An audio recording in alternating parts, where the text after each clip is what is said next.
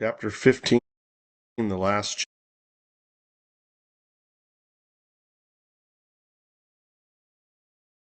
chapter for chapter 15, the last chapter for this course, being U.S. history up until the Civil War, 1861 to 1865. Maybe one of the most talked about topics in U.S. history. Civil War. There you go. There's the North. The border states. I always know the border states. I don't know why. It's something I always ask people. What are the four border states, right? Missouri, Delaware, Maryland, and Kentucky. Kentucky's a tough one. You'll find out later. Both presidents are from, and we have two presidents at one time.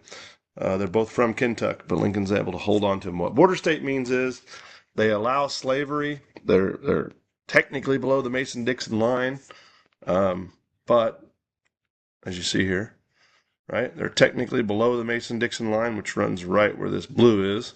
Yet they don't secede. Lincoln is able to hold on to them. And it's a very interesting reason why they don't, which we will deal with later. Okay, so obviously look at that. Now, some of these, California and these later states, Oregon to add and all this, they'll be limited in what they do in the Civil War. It's kind of new. I mean, they're definite states, but it's kind of this, as this map will show here in a minute, the older North that we're talking about. So there's the South, 11 states right there. Texas later seceding being one of the largest ones. So, House divided, as we talked about, Lincoln always talked about. There it is. These were republics back then, but they eventually do become states and then join. All right. So take a look at this. I mean, it's amazing. There's only one thing that the South excels at as the Civil War breaks out, right? And that is cotton. The South excels at producing cotton by slave labor. So, funny thing is, anyone want to guess? What do you think the South will use to their advantage? That's correct. They're going to bet their whole empire on cotton. That's what they're going to bet their entire empire on. Funding it, everything. And it works at first, but then it falls apart later, as we'll find out. Well, let's get into this very first important question that is all around and it's taken precedence. And we've been talking about this as historians for, well, I mean, historians have been talking about it forever, but when you're a professor like me for 15, 20 years, then when something you talk about gets brought into the national light and all this, you think it would be a good thing. It's not always a good thing because it with social media and media the way it is today, that it doesn't get the full conversation now. So it's a big idea, right there. First question, was the Civil War fought over slavery? Abraham Lincoln. It's a real quote. I have no purpose. It's real, trust me. I have no purpose, directly or indirectly, to interfere with the institution of slavery in the states where it exists. He says that before he's election, after he's elected, everything. I've been a little sick the last few days, so sorry if I'm running words together and stuff. You know how it is when you're sick, okay? He also upholds and promised to enforce the Fugitive Slave Act, so he has none of that. Then you look at the vice president of the southern states, and it is paraphrased, but it's a very good quote. Our new government was founded on slavery. It's laid in the foundation, the cornerstone, and that the Negro is not equal to the white man. That slavery and submission and all this is a natural condition, right?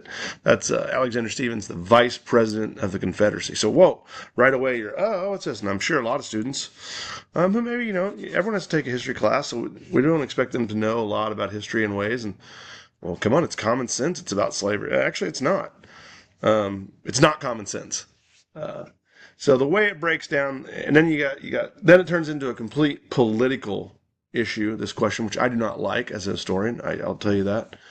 And it turns into this, oh, well, if you don't believe it was, then you're this, or you're a racist, or you're this supporter. If you do believe it is, then you're this, and you're, whatever. And I don't like that either, that. So the simple point it comes down to here is this. Was the Civil War, like one of the goals, the aims of it, fighting over slavery? And the answer is no, it was not. It was not. They did not go to war over, hey, you're going to end our slavery, or the president saying, yeah, slavery's going to end, so we're going to start the war. The answer is no, it's not. However, with a huge comma that you can't finish that conversation with and say, well, hold on, listen to this next part. What they go to war over is the number one thing is states' rights. What rights do the states have that the federal government can't take from these states? And then here we go. For the learning, I'll let you guys guess, one guess, what that number one right is that the states demand. And not even states, all new territories that are going to be added. It is, of course, slavery. It's that simple, right? So, was it fought over slavery? No, they're not going to. It's not fought over. Lincoln's not going to stop it, but is it fought over slavery? Of course it is. Because that is their fear that a Republican dominated, even though Lincoln says he won't, but a Republican dominated, yes, Republican, not Democrat, Republican dominated presidency, House, Congress, everything that the South fears, that's what they will eventually do because, as you saw in those previous slides, they're so outnumbered. I mean, take a look at that again. Take a look at that. 23 million to 9 million. It's almost a 3-to-1, almost. And 4 million of them are slaves, right? So that's not even, that's insane. So the North totally outnumbers the South, okay? So again, hopefully that's a good talking point there. Hopefully you quite understand that. It's always been a good historical thing to talk about. I don't like the current, as I said, politicization of it, that you've got to be on one side or the other. I don't know. I don't quite understand. If anyone's going to come up to me and say, yeah, slavery, which have had happen by certain groups of people, slavery had nothing to do with the Civil War. It's like, well, that's not true. That is not true at all. And you have others, well, it was only over slavery and over racism. Well, that's not true either. It was definitely part of it, right? It's an all intertwined question like that. So, believe it or not, I'm going to kind of go through this. A lot of slides on here. I usually try to keep it down. But anyway, I'm going to go pretty quickly. The Civil War is one of my, the actual Civil War is not a super famous thing for me to teach. It's so slow. As Lincoln said, McClellan had the case of the slows. And I feel the same way about the war. It's drawn out, and we'll get to it. So it'll be much shorter than you think, believe it or not. So one thing about the Civil War that is fascinating is it is what you could call, as it says there, when the Industrial Revolution meets, war. And so this is not your Revolutionary War where you definitely stand and shoot each other in trenches and line up like that in ways, but also all this industrialization that you see here, ironclads, observation balloons, rifled barrels, which we'll explain. I mean, everything about it becomes the most modern war of its time. Disease is a huge thing. Repeating guns, based on machine gun, you crank it, but it still shoots thousands of rounds at a time and kills people in large numbers. Disease is huge. Disease probably kills more people than guns, I'm sure it does, or at least doctors and amputations and stuff like that. 3, here it is. It's pretty fascinating, the evolution of a gun that comes out of America, right? With our history of guns and stuff. 3 aim shots per minute, which, today we're like, what? Per second? Nope, per minute. And that is very fast. 3, a rifled barrel. That's what a rifled barrel does right there. Right, it has all this rifling in it. They figured out, hey, if you can make this rifle, the bullet spin out of the end of the barrel, it will be way more accurate. So, as you can see here, accuracy in the yards, which is really far, 500 to 600 yards, it'll work, but really accurate at 200, which is very far for this time in history. Look at that. I mean, this is just one of the creepiest pictures ever. Just a bunch of legs just sitting here. This is Andersonville Prison. I believe the doctors kill more than they cure, right? So it's a very, very gruesome war. So in ways it is very modern. That's what's crazy, right? In modern ways of killing people and all this, but in ways it's still very, very primitive in amputations. Remember, keep that in mind, there's no, wow. I am sorry. There's stuff that numbs you, okay? There's nothing like that to put you under and then cut off your legs and all this. They just take a swig of whiskey and do it. So what's the main thing of this? If you start this war off, who should win? The North should win this war. This war should be over in 2 seconds, right? They outnumber everything about it. All the South, what are they going to do? Throw cotton bales at them? That's funny, people, all right? We're cotton baled, bulletproof jackets. That's it. That's all they have. But what you have, because the North has such an advantage. But the main thing is the South is fighting, as you see here, a defensive war. They're highly motivated rebel fighters, and they're going to defend their homes and their families, and they're going to do it with a vengeance. And we can look at this in a lot of wars that we fight today. We're having troubles in Vietnam and Korea, Iraq, Afghanistan, even Iran, places that we fought.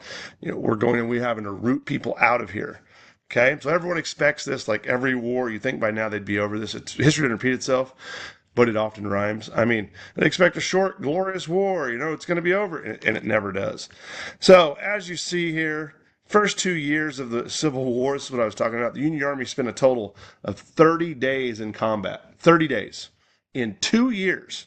So 700 days, 30 of them are in combat. So it's very slow and takes some time to get going and all this. So people who get really into the Civil War, which is totally fine, that goes over every battle and small thing. I just don't do that. I look at the much larger parts of it when I come to the Civil War. 1 in 65 chance of dying, 1 in 10 of being wounded, 1 in 13 of getting a disease, 5'8" and 145 pounds. So it shows you how short Americans were back then, and how small we were, and we've grown. 30% casualty rate, so very high. 25 years old is the average age, and there's some pictures of soldiers. Okay, war correspondence. One of my favorites, William Tecumseh Sherman. If I had my choice, I'd kill every reporter in the world, but I'm sure he would be getting reports from hell before breakfast. I'm sure we would be getting reports from hell before breakfast. Pretty funny. One of my favorite quotes about the press. So as you can see, with any administration, Biden, Trump, all these that are arguing with the press, we have all this division in our country. People, it's never been like this. Yep, history doesn't repeat itself, but William Tecumseh Sherman is really cool. Okay. Yeah, it has. I mean, this is back in the 1860s, and he hated the press. And there, of course, is me. As you guys well know, world traveler, at the grave of William Tecumseh Sherman, buried in the same grave as cemetery as Dred Scott. Picture I showed you a couple weeks ago in St. Louis, Missouri. So pretty cool. No national bank, getting ready to finance the war. So the first income tax comes around in the Civil War. They got to pay for it. We need money.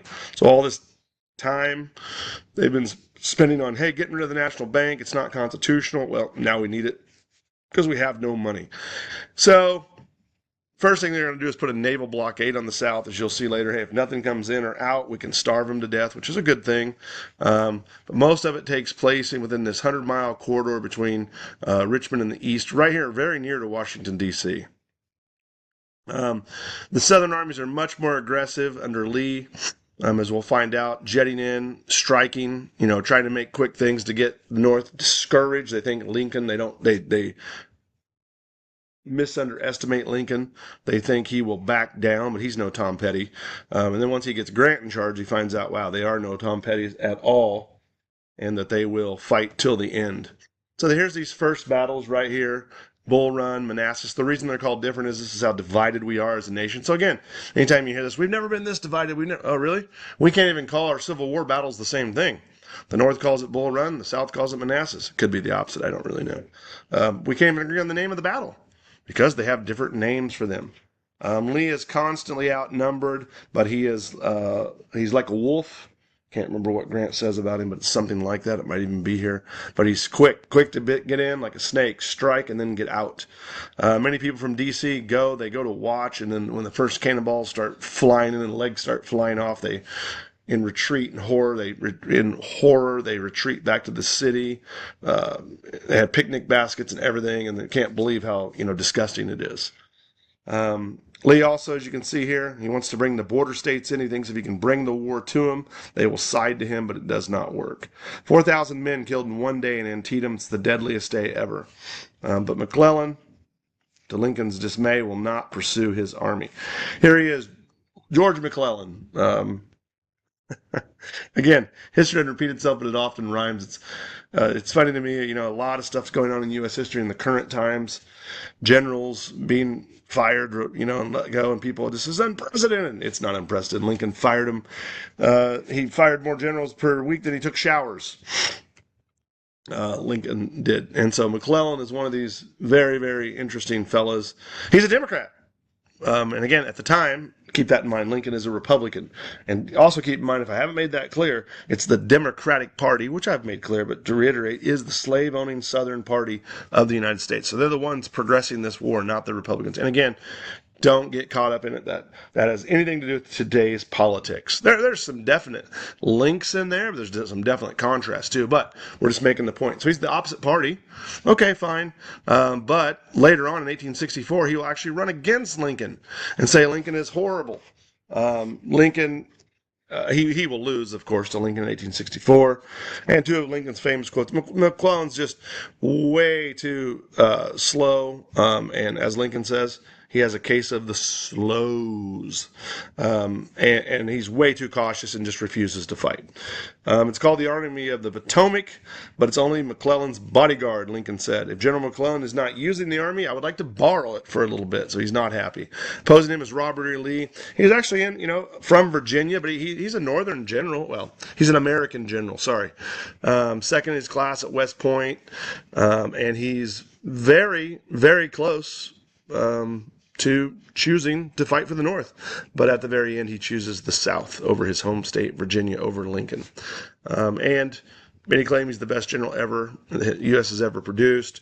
But after it, he does accept it. He is pardoned, but he does accept it. Yep, the death of slavery, it's over, and we must reconcile, but he still opposes racial equality. Not a lot of surprise there. He's a slave owner. But he does at least accept it that, hey, as many Southerners do not, right? Many, even to this day, that, the war was never over and all this, and yeah, whatever. Okay, so finally, Lincoln finds that his man Grant is accused of a lot of heavy drinking at times in this, but Grant gets wins, as you can see. He starts getting wins. And what Grant is willing to do is, unfortunately, and he's definitely criticized for this, Grant is definitely willing to let thousands of men die to win, right? So it's a war of attrition. He knows that he can outbleed the South, which is what he will do, which is crazy when you actually think about it, okay? Crazy. So back to this idea. This might, probably the best part of the lecture to talk about when we ask about questions for it and stuff for the discussion board. People say, what do you mean? Of course, the Civil War was all about slavery, and that's what it was fought over. Not really. Congress passes in 1861 the resolution that the Union won't interfere with slavery. Lincoln insists in the first years before the proclamation that he won't free the slaves. He doesn't want to alienate those border states, right? He has to keep them, and he does. He does. Slaves are, when the Union Army goes into the South and captures city, they turn the slaves over to the owners. They don't even so this is, if it is, and again, remember, we're not talking one degree or the other here. If it's completely over slavery, then they're doing a terrible job, right? So that's why the answer is somewhere in the middle, okay? So one of my favorite things about Lincoln right here is this letter to Horace Greeley I like to talk about.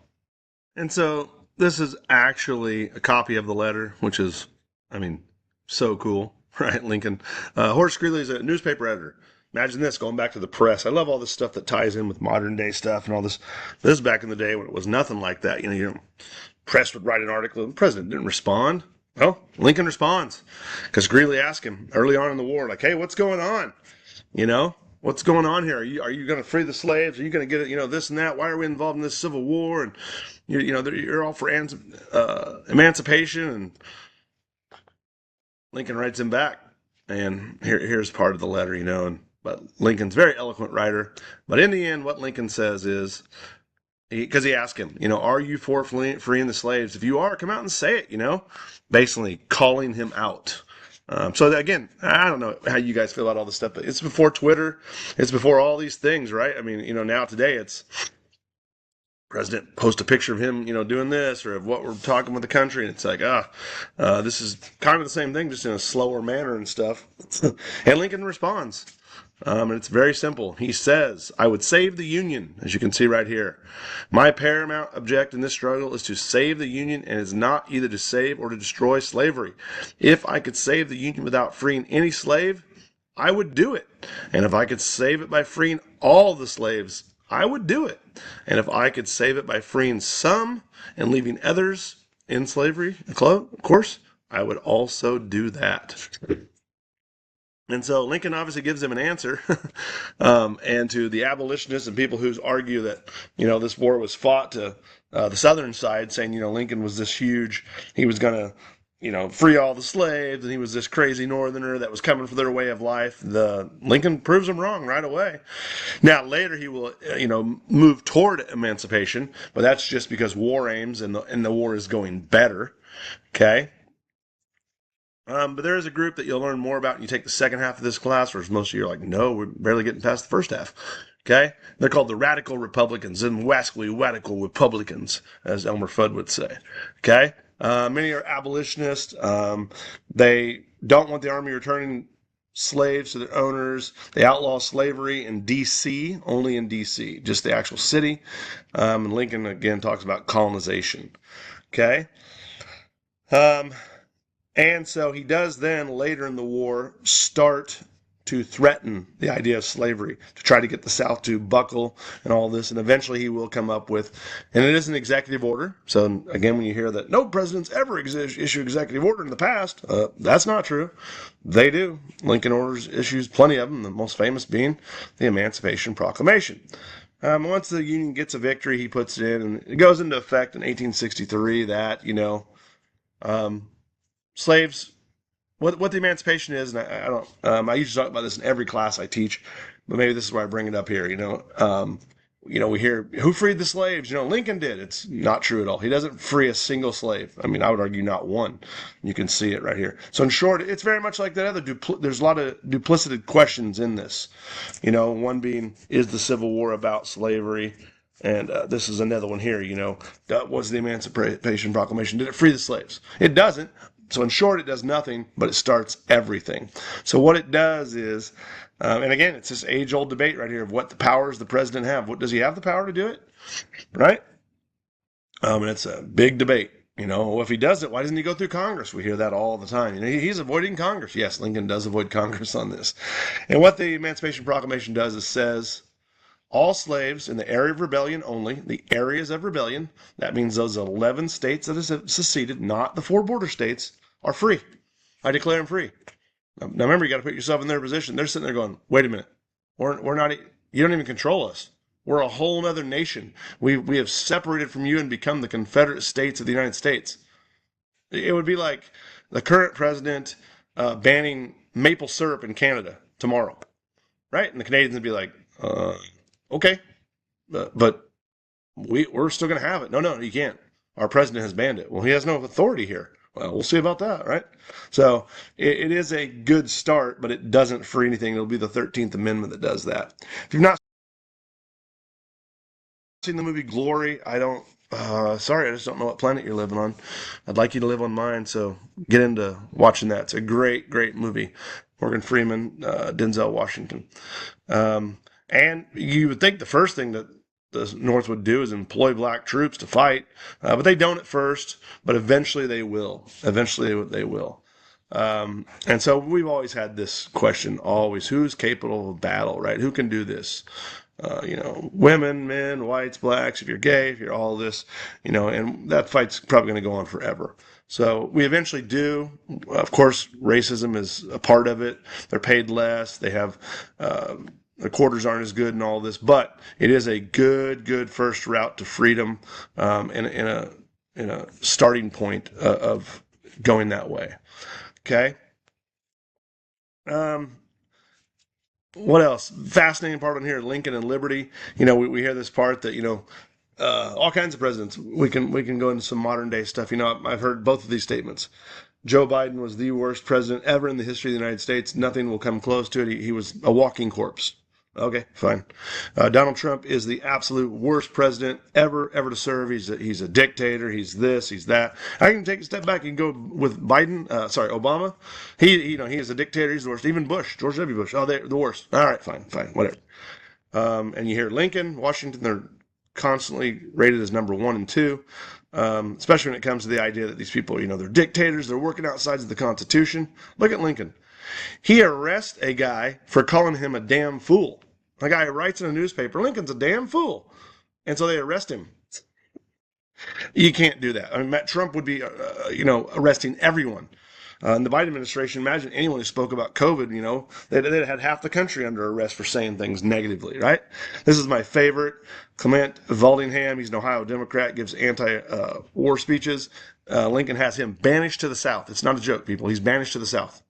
He cannot return to the North. I mean, this is completely illegal. Uh, Lincoln seizes Baltimore, arrests the mayor, which I think the current president might be saying to do that not even that long ago.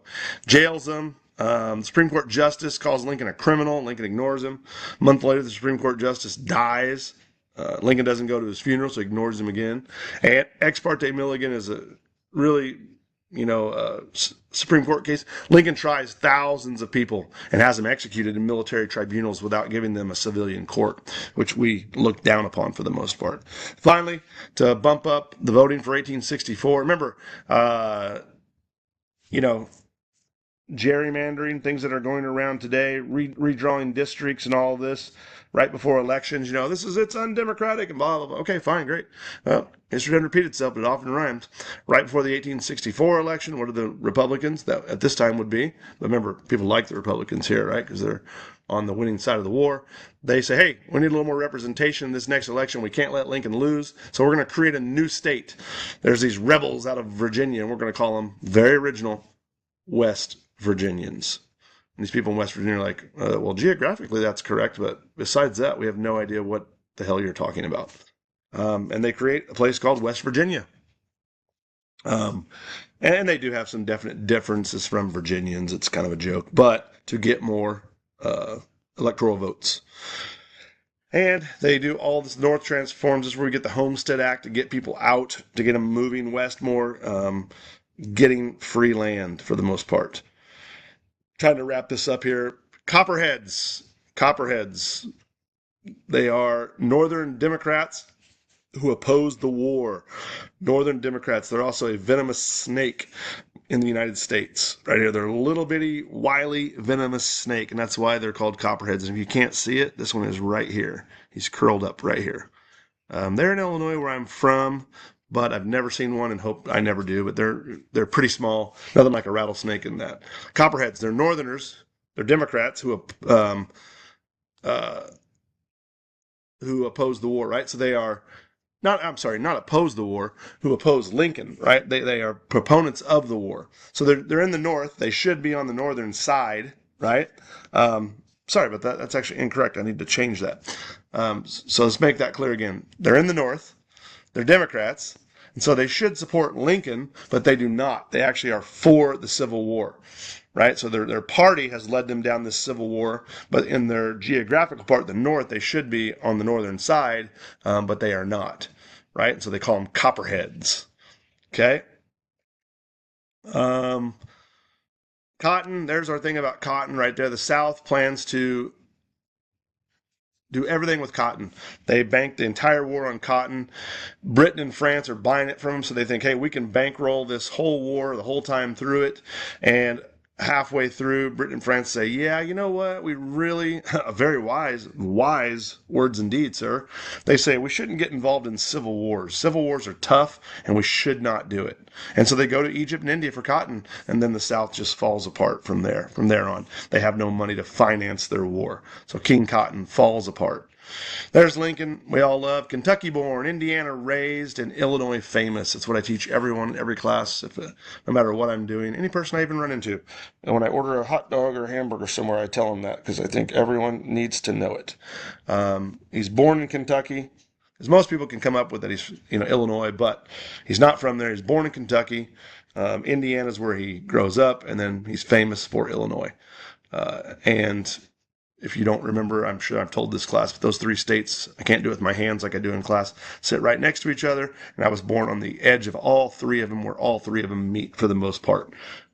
Maybe 60 or 80 miles, maybe 100 miles from Lincoln's birth home place.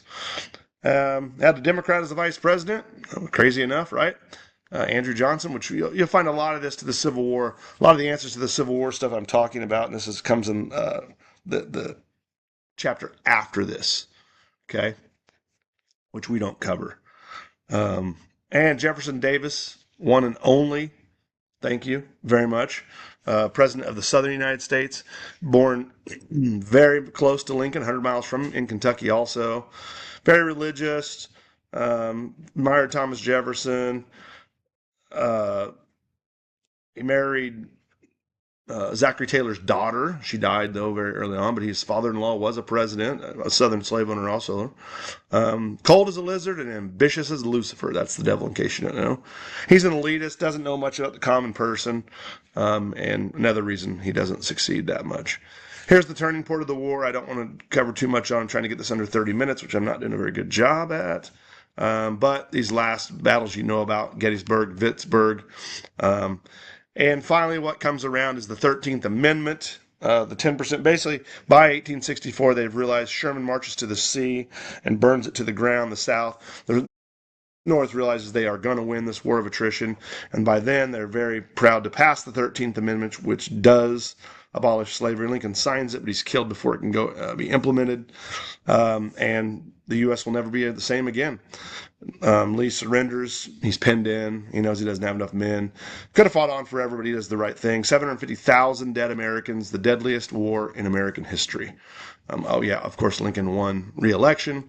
And then the fight becomes for the next class that if you take the second half of U.S. history, what do we do after the Civil War? How do we incorporate the South back into the United States? And how do we incorporate these 4 million formerly enslaved people into the United States?